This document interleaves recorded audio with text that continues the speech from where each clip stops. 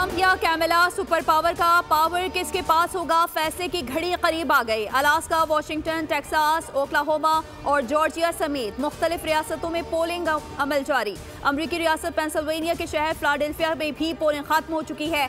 वोटों की गिनती शुरू। कई अहम रियासतों में सॉफ्टवेयर के मसाइल की वजह से पोलिंग के वक्त में इजाफा कर दिया गया। पांसा पलटने वाली 7 रियासतों में भी पोलिंग जारी। करोड़ों नौजवान सदर के इंतखाब के लिए पुरजोश। इलेक्शन में कामयाबी के लिए 270 इलेक्टोरल वोट्स दरकार हैं।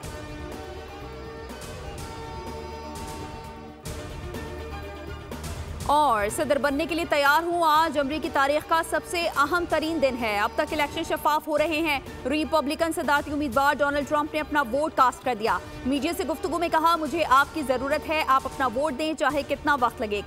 लाइन में रही डेमोक्रेटिक उम्मीदवार कैमला हैरिस बोली, अमेरिका में आज इलेक्शन का दिन है, अवाम बाहर निकलें और वोट डालें। हर शहरी अपने वोट की ताकत बखूबी जानता है। अमेरिकी सदर जो बाइडेन ने ट्वीट किया कि अवाम वोट के लिए निकलें और तारीख रकम करें।